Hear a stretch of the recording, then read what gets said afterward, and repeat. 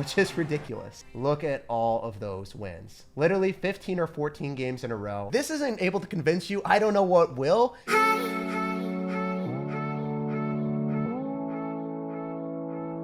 Hey, what's up, guys? We are back again with the best deck in Clash Royale, currently on a 10-game win streak right outside of the top 2,000. So I'm going to be going for 7,000 trophies today and 1,000 in the world. Let's see if we can do it. Let's see if we can get 15 wins in a row, and let's go jump straight some games and assert dominance. And I was thinking about starting a brand new series on the channel about ladder pushing. Usually I'll just pick out a brand new meme deck every single day and create new stuff.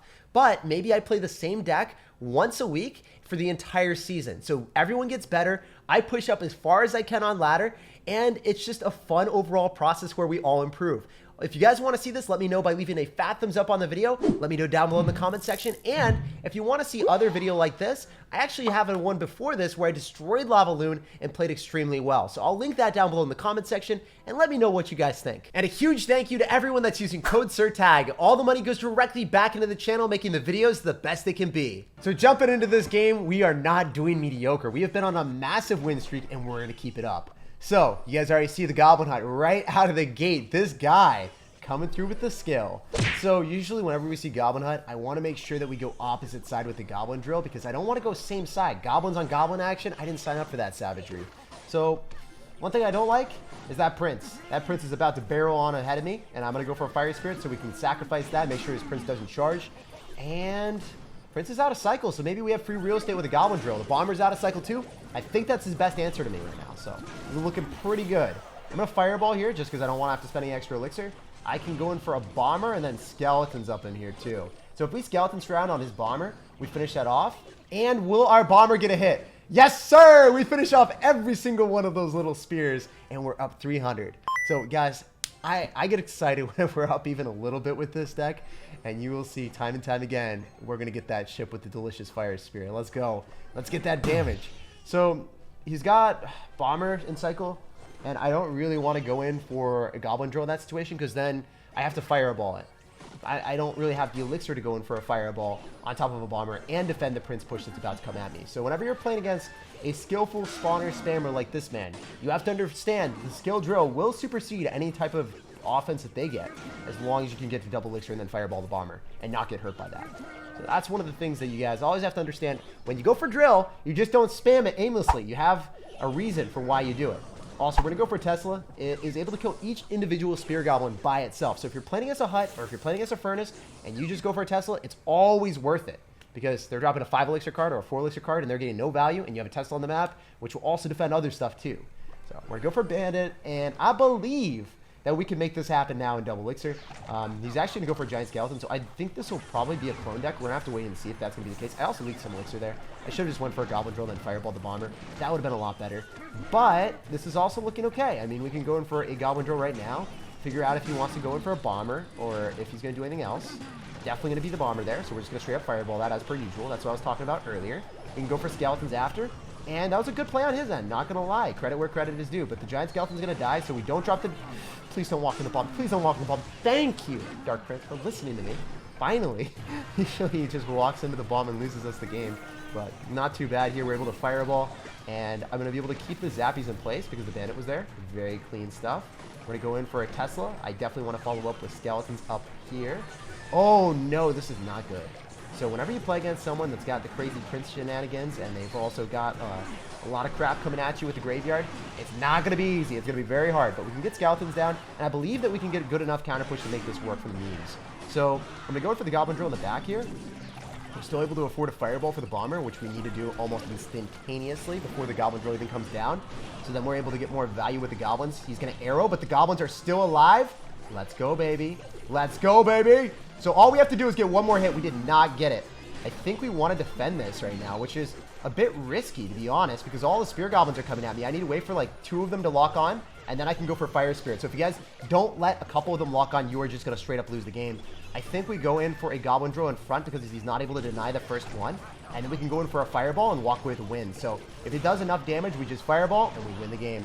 As you guys can see, this guy had a counter to me. He ended up having arrows, Barb Drill, and Bomber. But if you just Fireball the Bomber, you guarantee the damage and you secure the bag. So let's show you how many wins in a row I've gotten with this deck and why this thing is nothing but OP. Look at that. So we had one loss here, and I just like kind of wasn't even paying attention. I was eating while playing. And then we won 1, 2, 3, 4, 5, 6, 7, 8, 9, 10.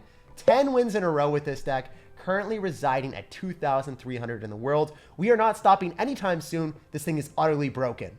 So jumping into this one, we're see what's up. The Unchained Frog. You guys already know. The Flying Frog. The Inferno Dragon is my favorite card in Clash Royale. So, has he unchained the Flying Frog? Is that why his name is the way it is? Oh my gosh. Yo, literally giving me the Goblin Troll value right out of the gate. Are you kidding me? Sheesh, you do not want to do that, man. I can Fireball on that too.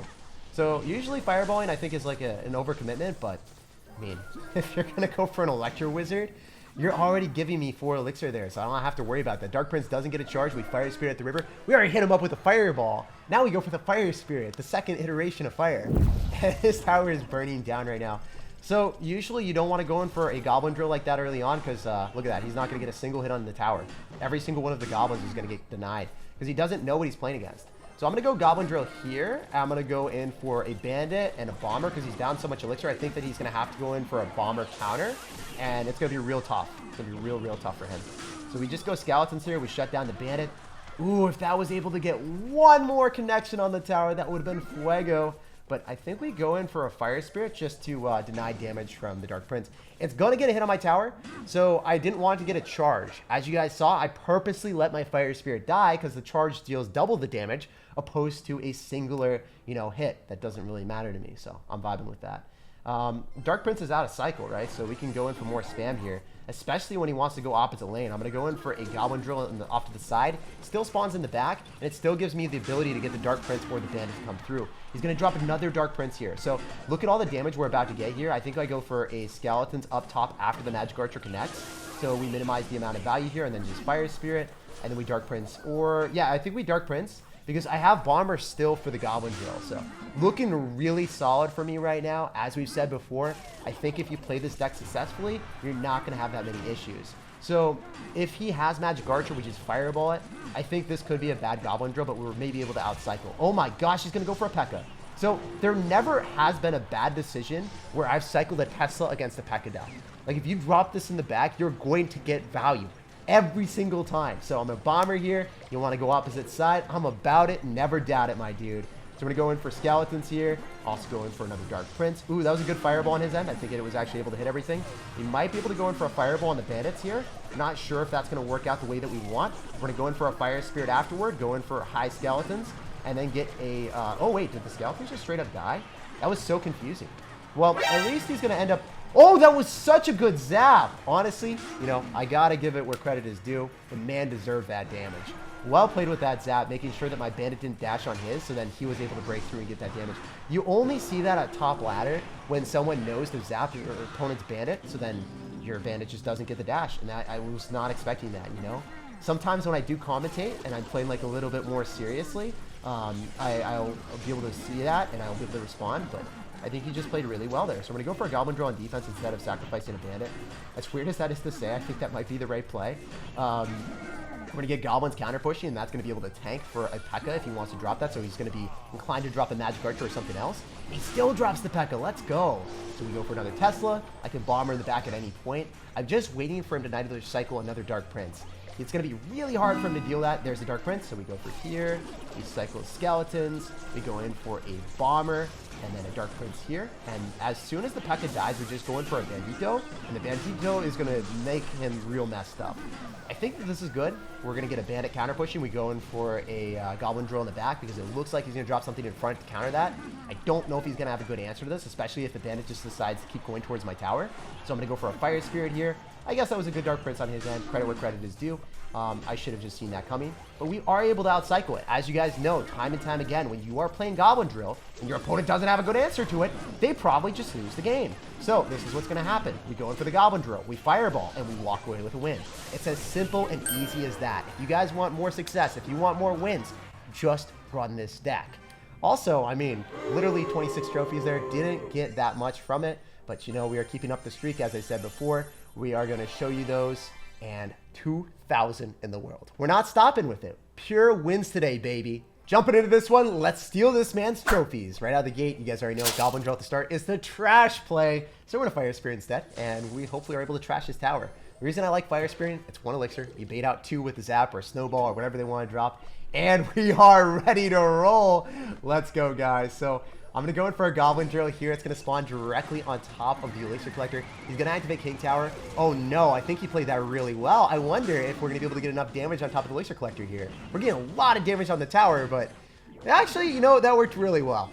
I haven't played against too many Collector decks, and we took out almost his entire tower. We wrecked his Collector. I feel pretty good about that one. I don't know about you, but that looks pretty good to me.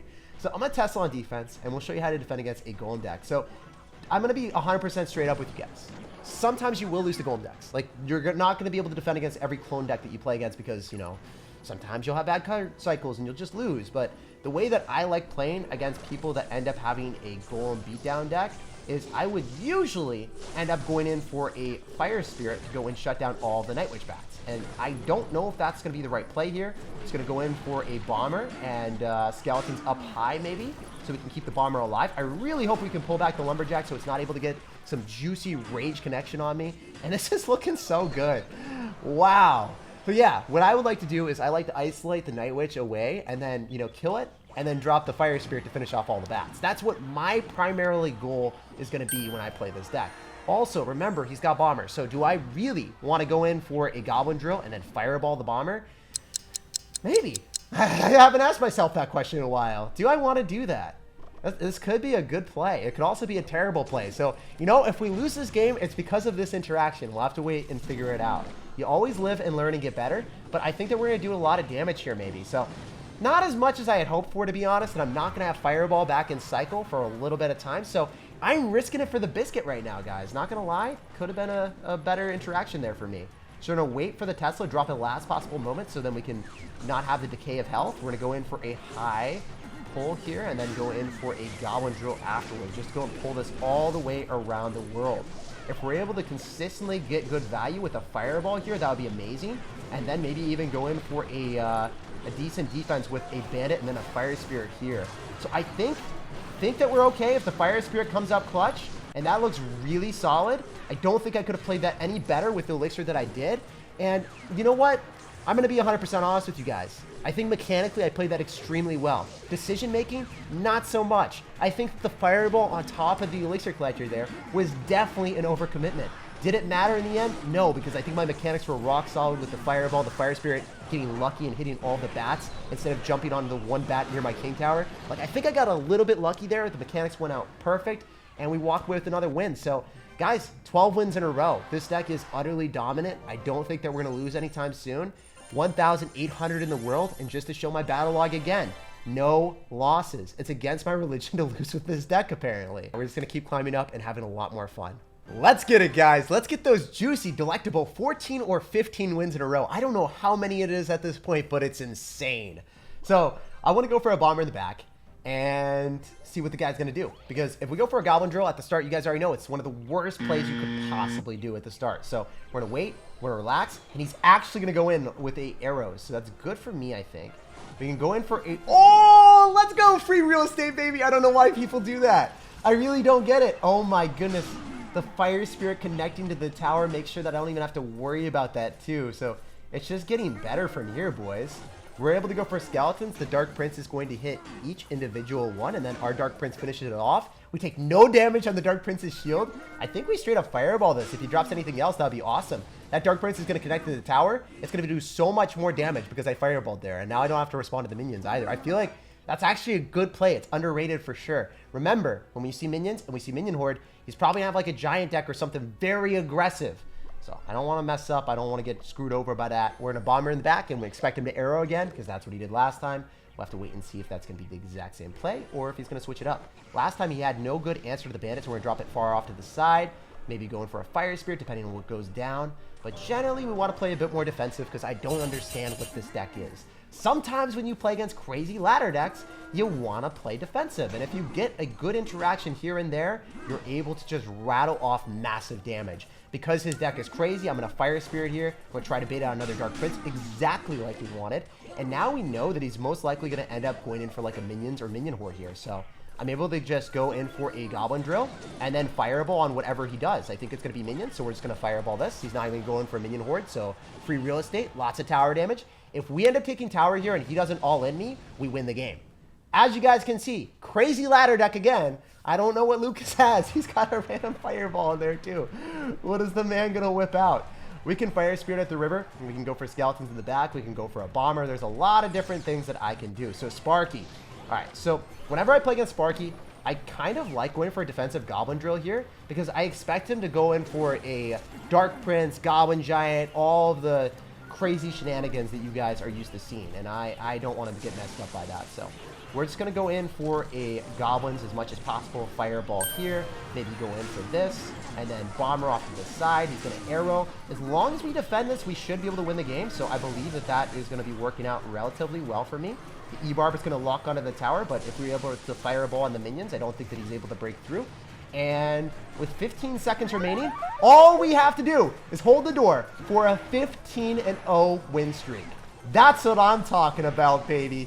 We haven't lost a game. And this deck is utterly dominant. That wasn't even close. And yeah, I feel like most times when I was playing off stream, they were even more dominant. Sometimes P.E.K.K.A people don't even touch my tower, which is ridiculous. Look at all of those wins. Literally 15 or 14 games in a row. And then we are at 1,500 in the world. That is ridiculous. So we actually played a ton more games after that, and we just played against Wings for our 7K match, the professional player. If you guys remember him, he's very, very good. We won that one, and now we're 1,000 in the world, 7,000 trophies. So if this isn't able to convince you, I don't know what will. This is one of the best decks, if not the best deck in Clash Royale right now. Don't forget to like the video, subscribe to the channel, and enjoy the rest of your day.